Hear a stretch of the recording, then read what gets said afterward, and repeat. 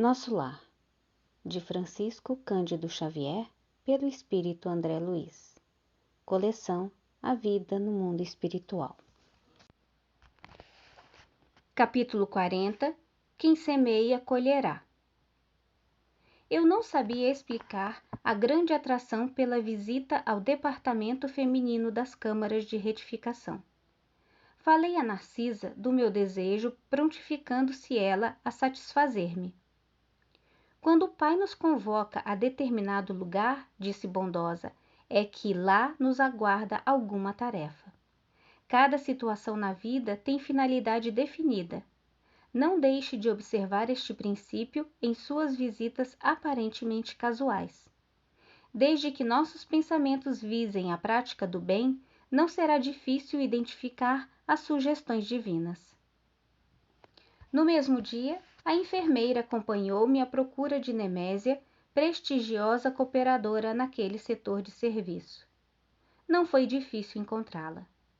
Filas de leitos muito alvos e bem cuidados exibiam mulheres que mais se assemelhavam a frangalhos humanos.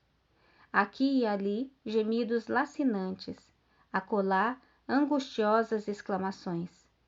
Nemésia, que se caracterizava pela mesma generosidade de Narcisa, falou com bondade. O amigo deve estar agora habituado a estes cenários. No departamento masculino, a situação é quase a mesma. E fazendo um gesto significativo à companheira, acentuou. Narcisa, faça o obséquio de acompanhar nosso irmão e mostrar os serviços que julgar convenientes ao aprendizado dele.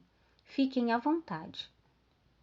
Minha amiga e eu comentávamos a vaidade humana, sempre atida aos prazeres físicos, enumerando observações e ensinamentos quando atingimos o pavilhão 7.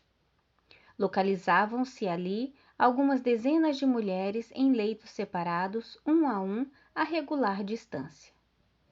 Estudava eu a fisionomia das enfermas quando fixei alguém que me despertou mais viva atenção. Quem seria aquela mulher amargurada de aparência original? Velhice que parecia prematura tipificava-lhe o semblante, em cujos lábios pairava um ricto misto de ironia e resignação. Os olhos embaciados e tristes mostravam-se defeituosos. Memória inquieta, coração oprimido, em poucos instantes localizei-a no passado. Era Elisa. Aquela mesma Elisa que conhecera nos tempos de rapaz. Estava modificada pelo sofrimento, mas não podia ter quaisquer dúvidas. Lembrei perfeitamente o dia em que ela, humilde, penetrara em nossa casa, levada por velha amiga de minha mãe, que aceitou as recomendações trazidas, admitindo-a para os serviços domésticos. A princípio, o ritmo comum, nada de extraordinário. Depois, a intimidade excessiva de quem abusa da faculdade de mandar e da condição de servir de alguém. Elisa pareceu-me bastante leviana e, quando a sós comigo, comentava sem escrúpulo certas aventuras da sua mocidade, agravando com isso a irreflexão de nossos pensamentos. Recordei o dia em que minha genitora me chamou a conselhos justos. Aquela intimidade, dizia, não ficava bem. Era razoável que dispensássemos à serva generosidade afetuosa, mas convinha pautar nossas relações com sadio critério. Entretanto, estouvadamente, levara eu muito longe a nossa camaradagem. Sob enorme angústia moral, abandonou Elisa mais tarde a nossa casa, sem coragem de me lançar em rosto qualquer acusação. E o tempo passou, reduzindo o fato em meu pensamento a episódio fortuito da existência humana. No entanto, o episódio, como alguma coisa da vida, estava também vivo. À minha frente tinha Elisa, agora vencida e humilhada. Por onde vivera a mísera criatura, tão cedo atirada a doloroso capítulo de sofrimentos? Donde vinha? Ah, naquele caso, não me defrontava o Silveira, perto de quem pudera repartir o débito com meu pai. A dívida agora era inteiramente minha. Cheguei a tremer, envergonhado da exumação daquelas reminiscências, mas qual criança ansiosa de perdão pelas faltas cometidas, dirigi-me a Narcisa pedindo orientação. Eu mesmo me admirava da confiança que aquelas santas mulheres me inspiravam. Talvez nunca tivesse coragem de pedir ao ministro Clarencio as elucidações que pedira à mãe de Lísias e, possivelmente, outra seria minha conduta naquele instante se tivesse Tobias a meu lado. Considerando que a mulher generosa e cristã é sempre mãe, voltei-me para a enfermeira, confiando mais do que nunca. Narcisa, pelo olhar que me endereçou, parecia tudo compreender. Comecei a falar, contendo o pranto, mas a certa altura da confissão penosa, minha amiga obtemperou. Não precisa continuar. Adivinho o epílogo da história. Não se entregue a pensamentos destrutivos. Conheço o seu martírio moral de experiência própria. Entretanto, se o Senhor permitiu que reencontrasse agora esta irmã, é que já o considera em condições de resgatar a dívida. Vendo a minha indecisão, prosseguiu. Não tema. Aproxime-se dela e reconforte-a. Todos nós, meu irmão, encontramos no caminho os frutos do bem ou do mal que semeamos. Esta afirmativa não é frase doutrinária, é realidade universal. Tenho colhido muito proveito de situações iguais a esta. Bem-aventurados os devedores em condições de pagar. E percebendo-me a resolução firme de empreender o necessário ajuste de contas, acentuou. Vamos, mas não se dê a conhecer por enquanto.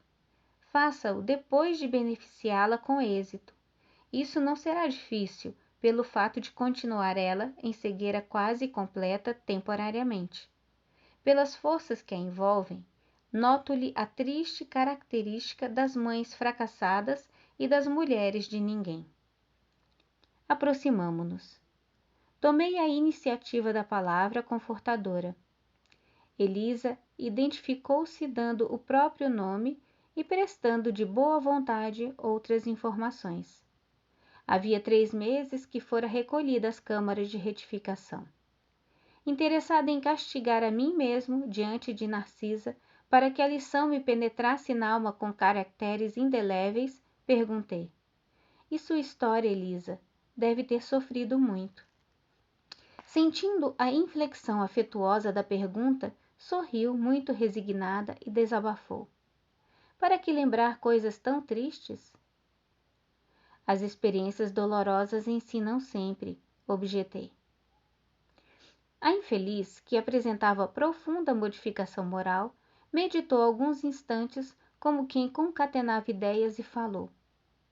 Minha experiência foi a de todas as mulheres doidivanas que trocam o pão bendito do trabalho pelo fel venenoso da ilusão.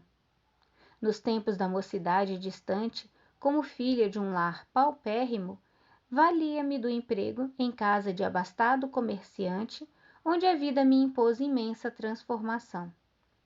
Esse negociante tinha um filho, tão jovem quanto eu, e depois da intimidade estabelecida entre nós, quando toda reação de minha parte seria inútil, esqueci criminosamente que Deus reserva o trabalho a todos os que amem a vida sã, por mais faltosos que tenham sido, e entreguei-me a experiências dolorosas que não preciso comentar. Conheci de perto o prazer, o luxo, o conforto material e, em seguida, o horror de mim mesma, a sífilis, o hospital, o abandono de todos, as tremendas desilusões que culminaram na cegueira e na morte do corpo. Errei muito tempo, em terrível desespero, mas um dia tanto roguei o amparo da Virgem de Nazaré, que os mensageiros do bem me recolheram por amor ao seu nome, trazendo-me a esta casa de abençoada consolação. Comovidíssimo até as lágrimas, perguntei. E ele, como se chama o homem que a fez tão infeliz? Ouvi-a, então, pronunciar meu nome e de meus pais. E você o odeia? Indaguei acabrunhado. Ela sorriu tristemente e respondeu: no período do meu sofrimento anterior, amaldiçoava-lhe a lembrança, nutrindo por ele um ódio mortal. Mas a irmã Nemésia modificou-me. Para odiá-lo, tenho de odiar a mim mesma.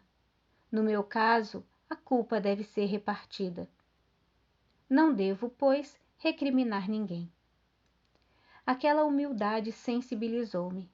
Tomei-lhe a destra, sobre a qual, sem que o pudesse evitar, rolou uma lágrima de arrependimento e remorso. Ouça, minha amiga, falei com emoção forte. Também eu me chamo André e preciso ajudá-la. Conte comigo doravante. E sua voz, disse Elisa ingenuamente, parece a dele. Pois bem, continuei comovido. Até agora não tenho propriamente uma família em nosso lar, mas você será aqui minha irmã do coração. Conte com meu devotamento de amigo. No semblante da sofredora, um grande sorriso parecia uma grande luz. Como lhe sou grata, disse ela, enxugando as lágrimas. Há anos ninguém me fala assim, nesse tom familiar, dando-me o consolo da amizade sincera. Que Jesus o abençoe. Nesse instante, quando minhas lágrimas se fizeram mais abundantes, Narcisa tomou-me as mãos maternalmente e repetiu: que Jesus o abençoe.